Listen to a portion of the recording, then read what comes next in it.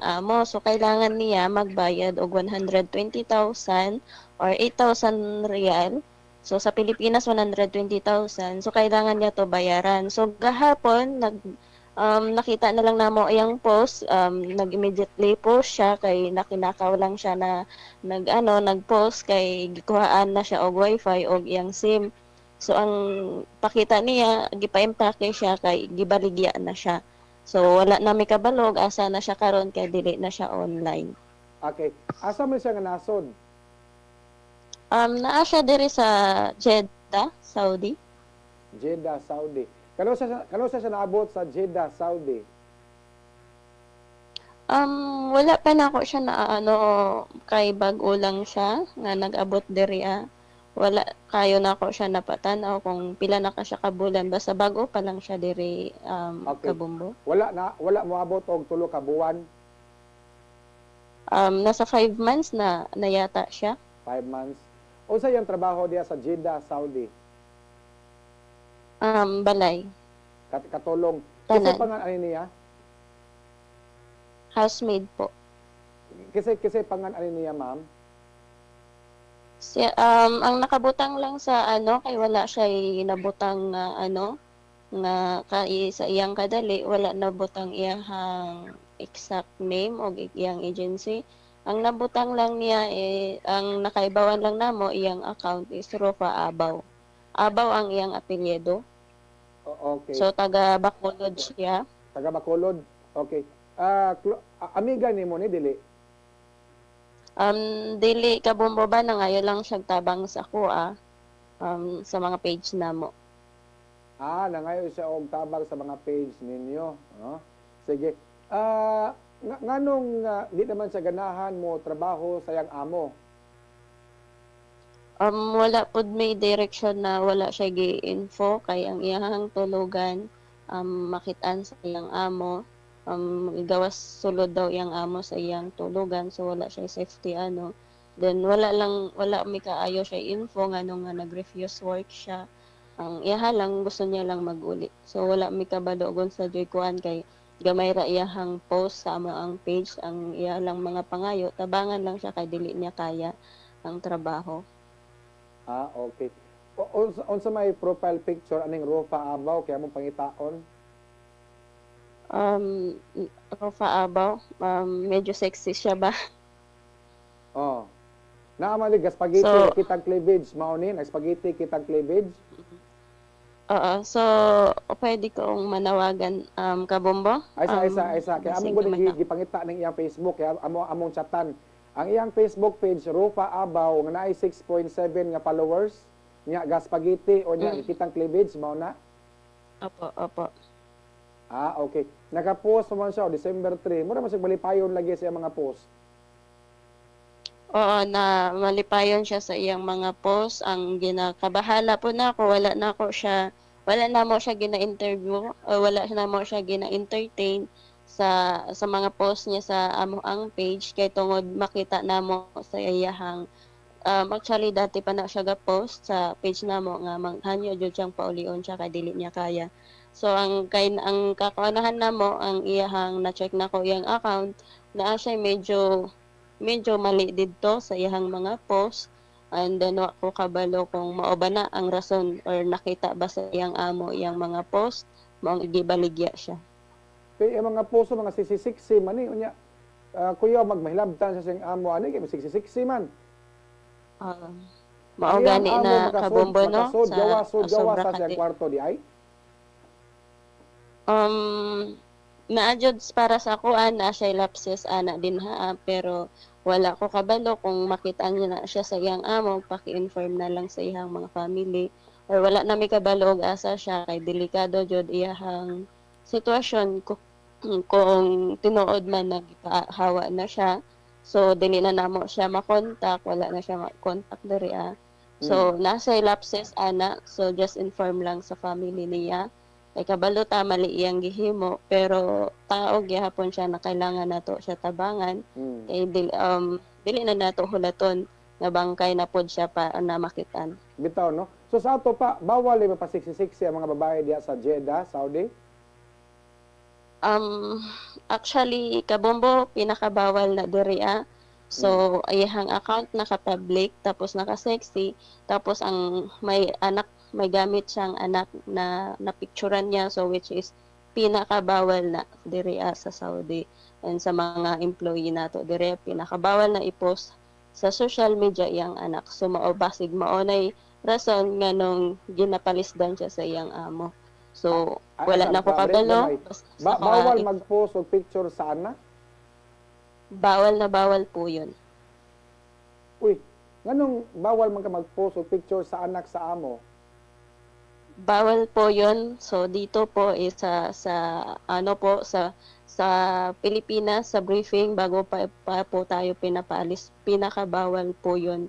At rules po nila yun na bawal pong i-post ang anak nila dito or amo, bahay, lahat dito bawal po i-post sa social media. Okay. So, gi-post ni Rufa ang anak sa iyang amo sa Facebook. Sakto ba? Oo, nakita na ko to.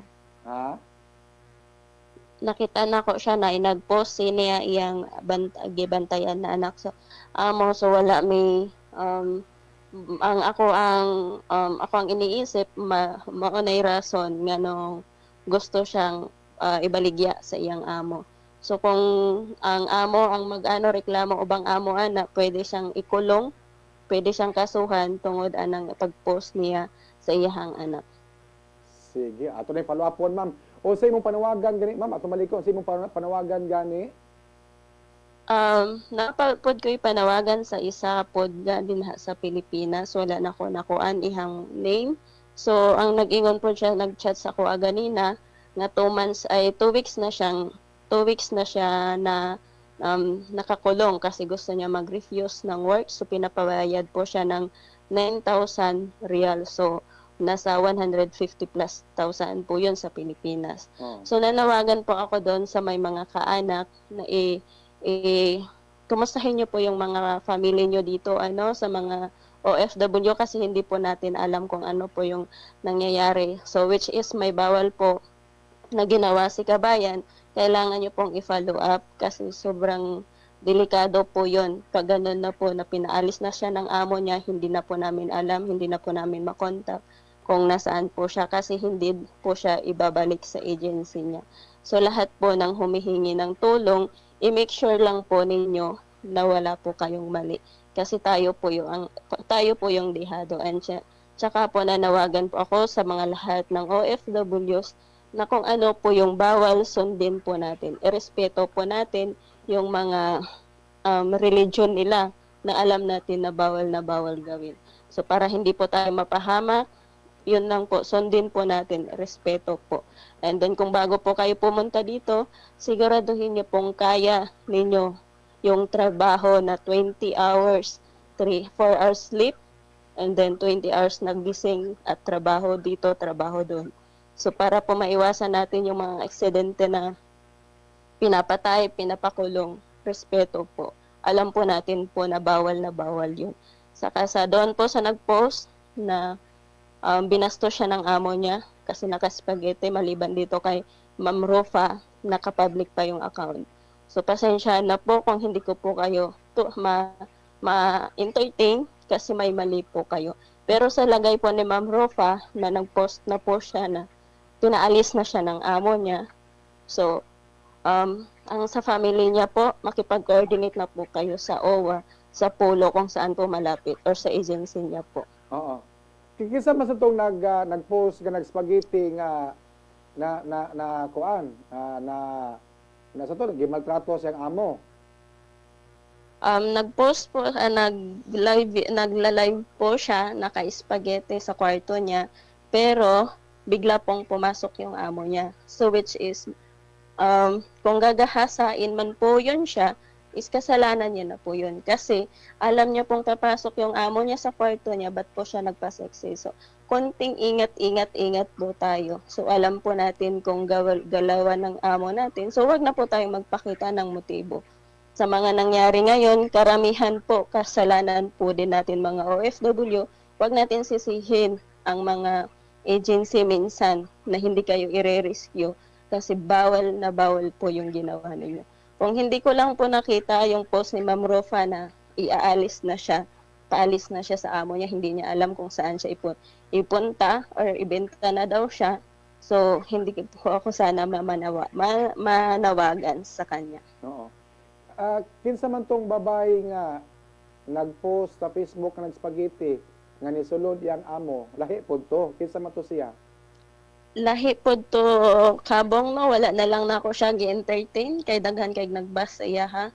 So maling-mali yang gihimo nga kabalo siyang adlaw, duty time, naka-spaghetti siya. So dapat unta kung human na ang trabaho, ilak natin yung pintuan natin, saka tayo magpa-sexy doon sa loob. Na wag po natin i-post sa social media, lalo't lalo na naka-public account po kayo. Nga naman pa siksi-siksi mo. Tungod sa kaboring siguro, no? Bisa kung sila masod sa una-una, mo na nga mapasiksi-siksi nga. I-post sa Facebook para makagain og like, og share, og heart-heart nga reaction. Maojud na ang akala kasi ng iba na nakapasexy sila is magpa-viral para ano-ano na sa ano is which is big wrong po. Yan po is okay po manggawin pag nasa Pilipinas po tayo. And then pag dito na po tayo, lalong-lalo na sa Saudi tayo, minomonitor po tayo, and then before po tayo sa kontrata po natin, nalagay po natin ang Facebook account natin doon, may possible po na tinitingnan niya ng amo yung account natin. Sige. So, wala na kay idea o asa na ron si Rufa Abaw, gibutang siyang amo? Wala gud may idea kabombo no kay ang last post niya ato nagkuan na siya nga pahawa na siya sa balay sa iyang amo, wala siya kabalo og asa siya dadon. At least nakoy nakatunan karong gabi una nimo ma'am nga ikaw ug usa gani ka katrabahante sa mga Islam countries, OFW ka nga babae, dapat dili ka magpa-sexy kay bawal dira sa ilaha. Pinakabawal po yon magpa-sexy tayo sa oras po ng trabaho. Lalo't na sa akin, ganito po yung, minsan, ngayon lang po nakakita yung buhok ko kasi nga wala yung mga amo ko tulog. So pag tulog po yung amo ko, mostly po nasa Saudi, tago po lahat ng buhok. So bawal pong gawin natin na magpaakit. Meron na po, naging lesson na po sa atin, yung nag-viral na last year, na naligo siya, nakita ng amo niya na naligo. Pero hindi siya dumaan siya sa sala kasi yung sala nila is ang sala nila is daanan papuntang banyo. So naligo siya, dumaan siya doon sa amo niya.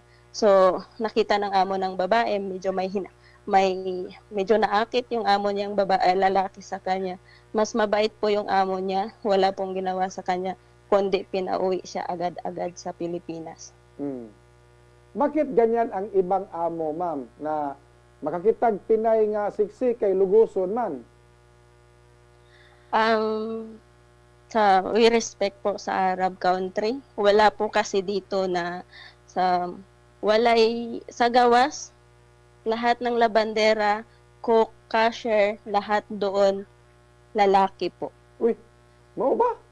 So, wala kang makitang cashier, wala kang makitang sales lady, wala ka pong makita dito, lalo dito sa mga wala ka pong makita sa labas na nagtatrabaho na babae. At wala po tayo kahit isa makitang nagtambay na babae sa kanto-kanto. Wala po yan dito. Kaya po hindi natin masisi yung iba. So, ang lahat po ng babae nakatago. Asa man ang mga babae sa mga Arab countries gibutang? Ang Arab countries po, ang nire-respeto po nila ang babae. Ang babae po ay hindi po nila pinapatrabaho, nasa loob lang po. So, ang kadaghanan, ang babae is mugawas, nakataklob ang naong, lalo na't may asawa, maskin naasawa o wala. So, mata na lang ang makita. Mao din na nga magsulob og kuan kanang o si tawag nang iyo sina jihad. Hijab po. Hijab ba na? Opo. Hijab mo na nga mata makita no nya kanang talagsaon na kay mga babae diha sa mga Arab countries, mo ang uban nga mga Pinay nga mga OFW, usa mahilabtan yun, no, sa ilang mga amo kay makita ang buhok, mag-short-short, bawal po mapablandi-blandi sa buhok. Bawal na bawal po. Kung ibablandi po yung buhok nyo, mostly din po itatago po din yan dito. So we respect po kung ayaw po natin maghahasa, ayaw po natin na may mangyari sa atin, respetuhin po natin yon. Before po tayo pinapunta dito sa Arab country, nasa ano na po yun? Nasa training na tayo sa OWA, gipidos na tayo na yan po ang pinakabawal na bawal natin gagawin. So dapat magmatngon yun, magbantay yun sa liho kay stricto ng mga lugara, no, nga digid magpasaya sa lawas aron pod nga dili magka problema. Ma'am, kutob sa Bumakaya among paningkamutan nga napaabot ni sa OWA kini imong gipaabot nga concern ha unya mao ni ang tinuod nga pangalan, ma'am, Rofa Abaw unya unsa man pangalan sa agency? Wala niya na-post ang pangalan, review ko is chat ko mamaya kay sir kung ano may na-post ba siya ng pangalan ng agency niya, no? So, sa akin lang, sa mga OFW, doble po tayo. Respetuhin po natin kung ano po yung nasa atin. Kasi gaya nito, hindi po natin alam kung ano nang nangyari sa kanya kasi pinaalis na siya ng amo niya. So, hindi po natin alam o other days may maano na naman tayo. Kasi mostly tinatago po yan kung anong nangyayari dito. So, respetuhin po natin kung ano po yung paniniwala natin nila. Pero dili gid pwede nga ikaw mo oy amo o ang imuhang trabahante nga OFW imong ibaligya. Bawal ba na siya, ma'am? Actually bawal na siya. So, bawal unta na pero mostly mao nay mahitabo diri kay ang gusto nila o ibalik sila sa agency or paulion sila. So, daghan pog consequences ana kabombo mao nang stricto pod ang agency kay usahay ang aplikante ginapapauli na nay ticket papauli sa Pilipinas ang igihimo naga cross country nagaadtog Dubai nagaadtog mga asa-asa dinha nga open country. So dili na to masisi. So and then ang before tagi deployed sa ato ang mga amo na training ta na mao jud ang trabaho. Ang sa kontrata dili masunod kay mostly 20 hours nga nakatrabaho ka or 18 hours. So ang trabaho unlimited na. So ang mga baguhan karon nga abi nila dali lang sayon lang ang kinabuhi sa abroad mao nang kadaghanan sila galoko-loko gakuan ga refuse work. So ang maamo syempre nakagasto nagdako gusto nilang ibalik ang ilahang katulong, gusto ibalik ang ilang nagasto. Nganong maabot man og 20 ka oras ang trabaho sa mga OFW, labi na sa mga nagtrabaho sa balay, mga katabang, no? Kay dito sa Pilipinas sa 8 ka oras ang trabaho, pag-abot diha sa example sa Jeddah tag 20 hours. Nganong maabot man sa punto nga 20 ka oras, ma'am? Mostly manggod kabombo, no? Ang diri manggod kay ikaw nga katabang matakag sayo para malimpyuhan nimo tanan. So if inigmata nimo alas 6 sa kadlawon just like sa kuha, alas 6 sa buntag, so start na kog trabaho, alas 6 sa buntag pod sila mga tulog. So magmata sila mga alas 6 sa gabi. So magbuntag sila nga nga nakamata. So kailangan ang uban kailangan jud nila nga magtrabaho jud og trabaho. So ang kadaghanan kung walay trabaho walay katabang ilang mga igsoon ipapasa kanila didto.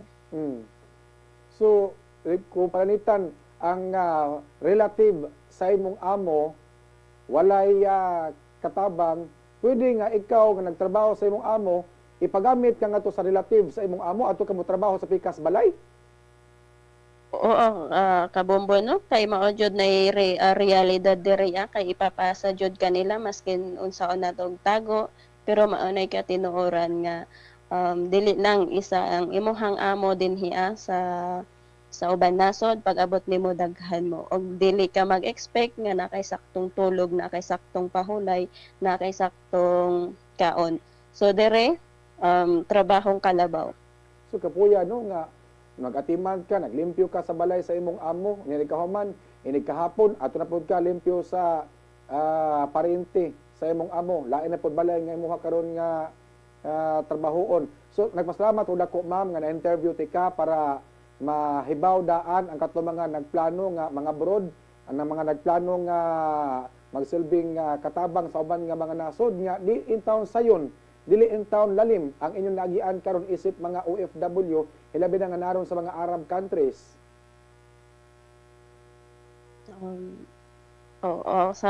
Kabombo, no? So, bago mo magdesisyon nga mag-abroad, make sure na kaya ninyo ang trabaho. Utos dito, utos doon. O usahay mali nila, pero ikaw gihapon ang mali, na kay rason, pero dili ka pwedeng magrason, and mostly, dili mo tubayan imong amo, maskin ikaw ang tama. So, kabaluta, magyuko sa atong ulo, kabaluta, ibutang ang atong sarili sa ubos. Kung gusto nato na makasurvive, makahuman ang atong mga kontrata. So sa ako alang dako nga pasalamat nako sa inyong istasyon kay daghan ng ubay-ubay na mig natabangan, just like sa isa na na flight na niya karon padto sa Pilipinas. Sige. So daghan salamat po sa inyo. Ma'am, salamat kayo nga sa iyong pagsalig sa Bombo Radio Cebu.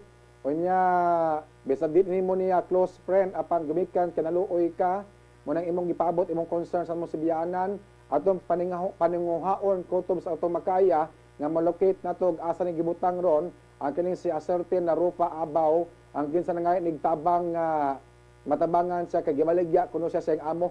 Kaya salamat ma'am, maayong gabi diha kanimo. May gabi po and God bless po.